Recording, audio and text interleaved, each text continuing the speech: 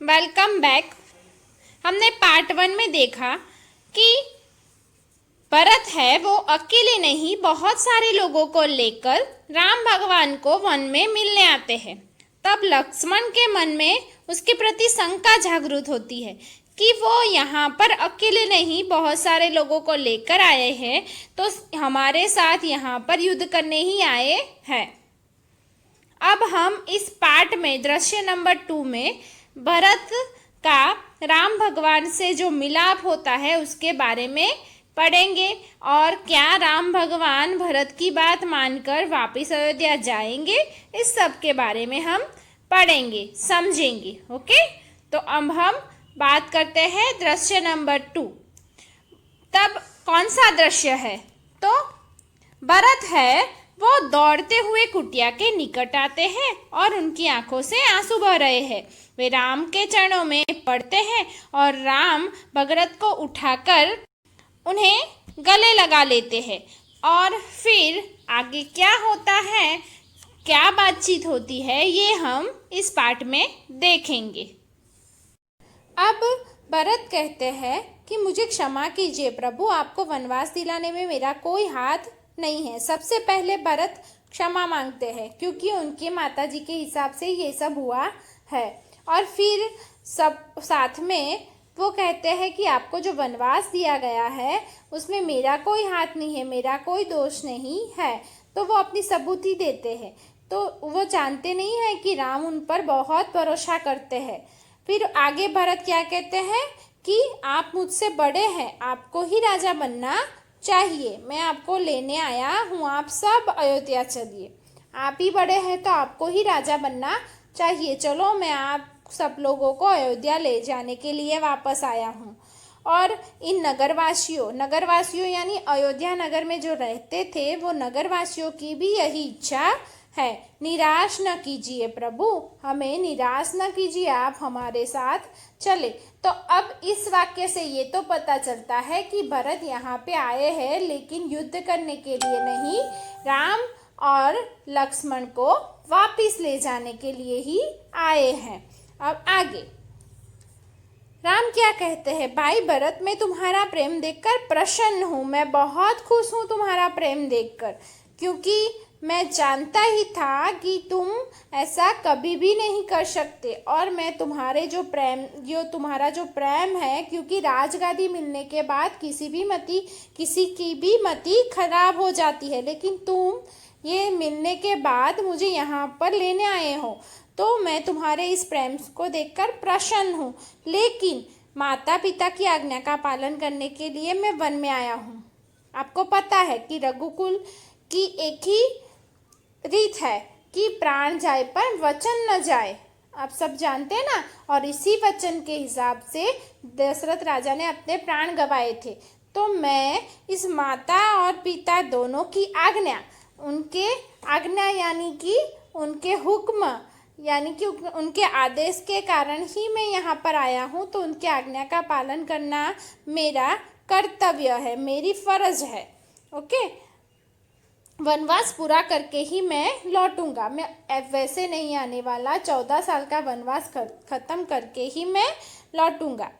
तब एक नागरिक क्या कहता है, नहीं प्रभु आपको हमारे साथ चलना ही होगा।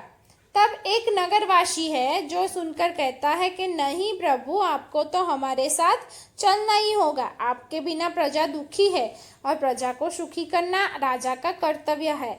तो अभी जो राम जी हैं वो राजा नहीं बने, लेकिन नगरवासियों ने तो उनको ही राजा माना है, इसलिए क्या कहते हैं, आपके बिना ये प्रजा है वो दुखी है और प्रजा को सुखी रखना राजा का ही कर्तव्य है, राजा का ही फर्ज है।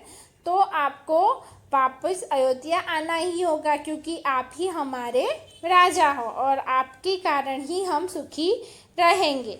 तब नगरजनों को देखकर, उनके प्रेम को देखकर भी राम क्या कहते हैं कि देखियो नगरजनों, इस समय माता पिता की आज्ञा का पालन करना मेरा सबसे बड़ा कर्तव्य है। मेरा सबसे बड़ा कर्तव्य क्या है, जो वचन है उनका पालन करना, उनकी आज्ञा का पालन करना।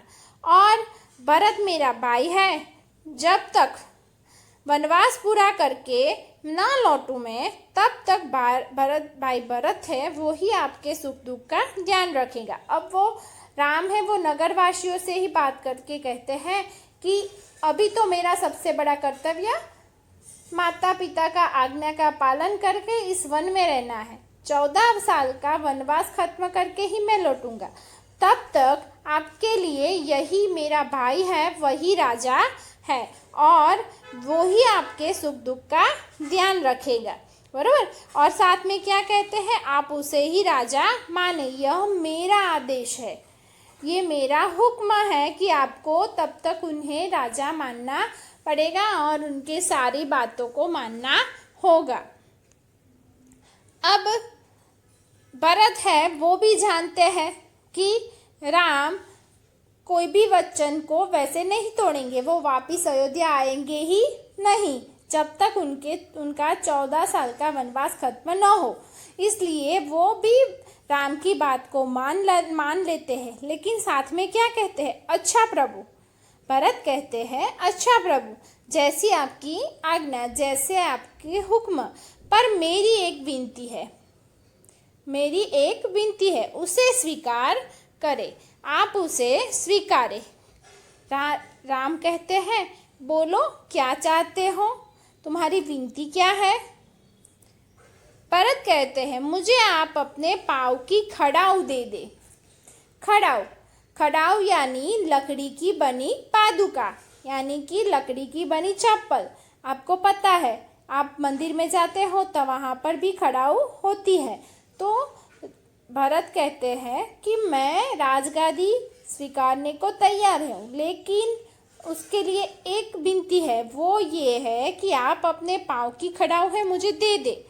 सब लोग सोचने लगते हैं कि खड़ाऊ को क्या करेंगे भरत। भरत जी कहते हैं कि इन्हें सिंहासन पर रखकर आपके लौटने तक सेवक की तरह राजकाज करूँगा।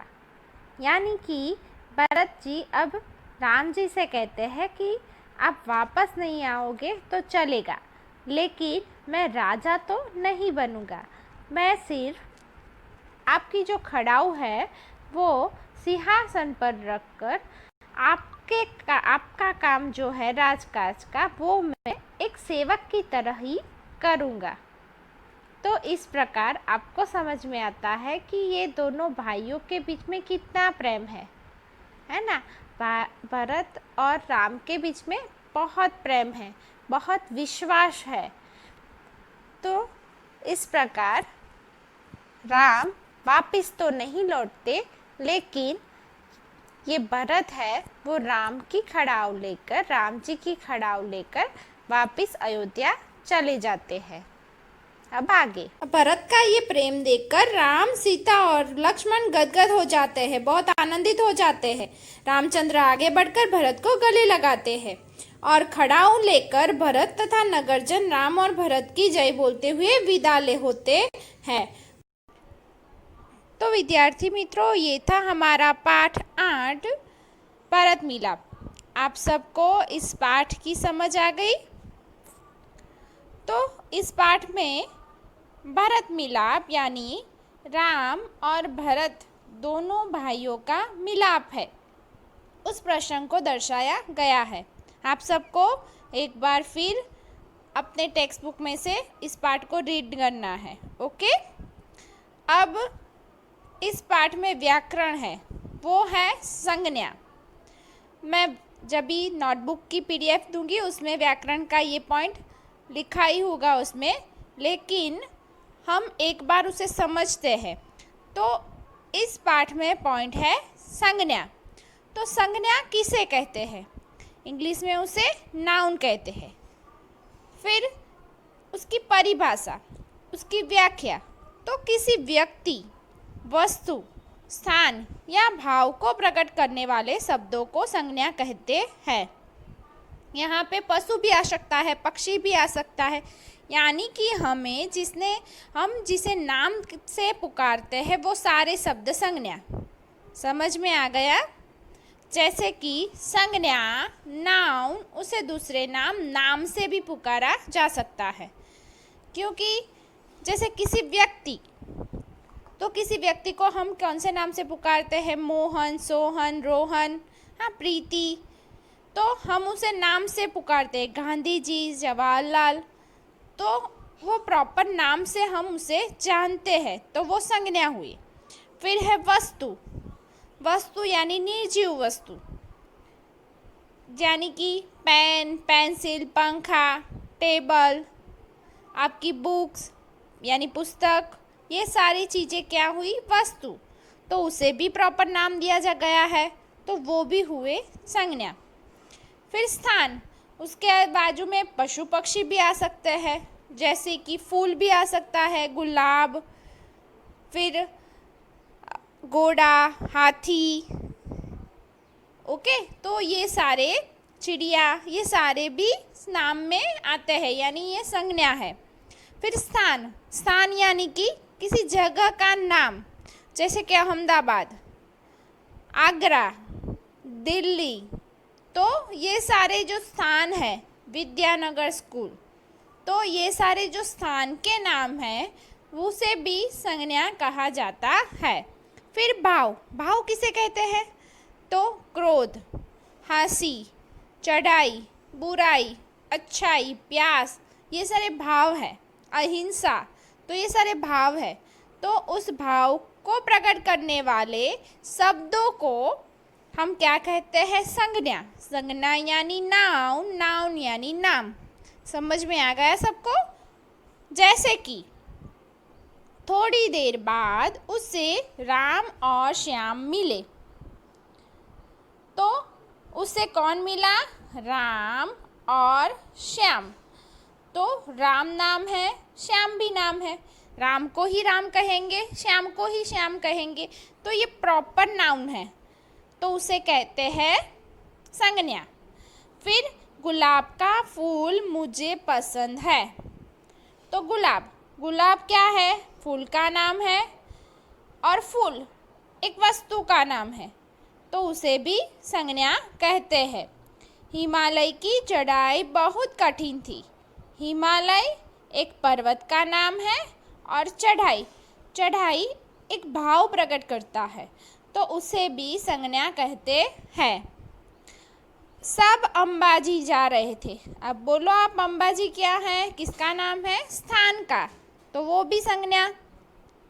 और पांचवा, हमें अहिंसा के पथ पर चलना चाहिए। तो अहिंसा वो एक भाव का, भाव प्रकट करने वाला शब्द है।